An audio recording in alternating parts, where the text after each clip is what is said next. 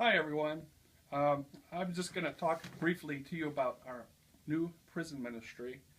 And I know that Jesus spoke in Matthew 25 about being hungry, and you gave me food, and that he was thirsty, and you gave him drink, and being a stranger, and you were welcomed, and he was welcomed, and that he was naked, and he was given clothes, and that he was sick, and he was being taken care of, and that he was in prison, and you visited me. All these things here, I think our church does very, very well. And I'm honored to be a part of prison ministry now. Just one more facet to what Jesus spoke about in Matthew. Also in Hebrews, he talks about hospitality, about do not neglect to show hospitality to strangers, for this some have entertained angels without knowing it. These are two passages that in the last 10, 15 years have been popping out to me. Every time I open up the Bible, it's like these passages jump out to me. And I think that that's one of the reasons why I've become interested in prison ministry. I know that 10 years ago, about 10, maybe 12 years ago now, Toby Bivens and I joined a Kairos team that actually went into the prisons. And it's a lot like Emmaus, like the Emmaus retreat.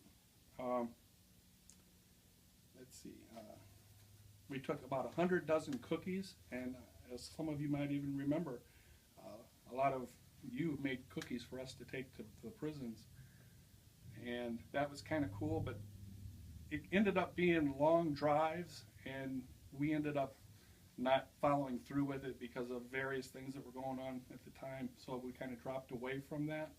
But it's always been stirring in my heart to get back into it, so I always felt God was tugging at me to get back into that ministry. And as time passed, two of my family members became incarcerated. And that's when I really began getting these nudges to get back into it, to get more involved. And obviously there has been some hurdles, but and we continue to still have some hurdles. But the blessings that come along with this ministry are well worth the obstacles. A typical evening in prison. Once those gates and those doors shut behind you after we're being shaken down and making sure that we're not bringing anything illegal into the prison, no contraband or anything like that, we are shuttled off to a bus and we're taken to a specific part of the prison. There's three different areas of the prison that we could go to depending on what's going on that evening. So we're shuttled off to an area, one of the three chapels that they have there on the compound, and we basically just wait for the offenders to show up.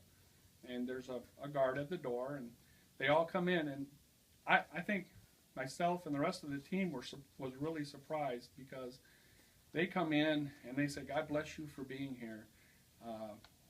They know that we're there for them, and we're not being judgmental, but we are offering hope.